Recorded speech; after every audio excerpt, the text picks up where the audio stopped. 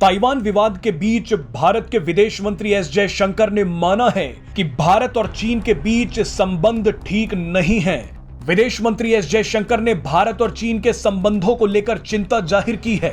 उन्होंने कहा कि चीन ने सीमावर्ती इलाकों में शांति भंग की है, तो अब इसका असर द्विपक्षीय संबंधों पर पड़ना तय है। विदेश मंत्री जयशंकर ने कहा कि भारत और चीन के बीच कमांडर स्तर पर 15 दौर की बातचीत हुई है।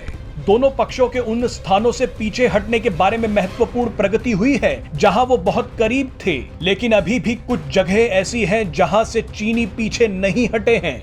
एस जयशंकर ने कहा कि मैंने 2020 और 2021 में कहा है और अब 2022 में भी कह रहा हूं कि हमारे चीन के साथ संबंध सामान्य नहीं हैं।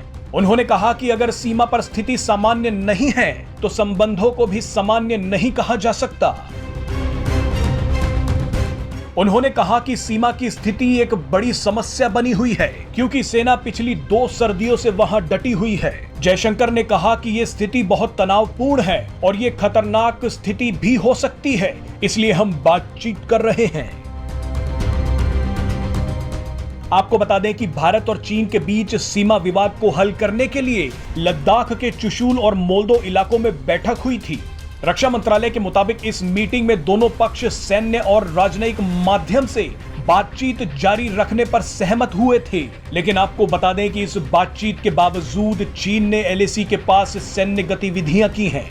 पिछले महीने खबर मिली थी कि चीन के कई लड़ाकू विमान एलएसी के पास उड़ान भर रहे हैं। हाल ही में इस इलाके के 10 किलोमीटर के कॉन्फिडेंस बिल्डिंग मेजर लाइन के उल्लंघन के मामले सामने आए हैं। एलएसी पर चीन की आक्रामकता को देखते हुए भारतीय वायुसेना ने मिग और मिराज समेत अपने शक्तिशाली लड़ाकू विमानों को उन्नत ठिकानों पर तैनात कर दिया है।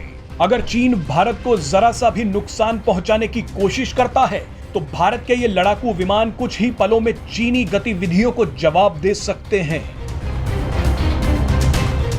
आपको याद दिला दें कि जून 2020 में चीन और भारत के बीच गलवान घाटी में हिंसक झड़प हुई थी, लेकिन अभी तक भारत और चीन के बीच सुलह नहीं हो सकी है। सीमा के दोनों तरफ करीब 50 से 60 हजार सैनिक जमा हैं।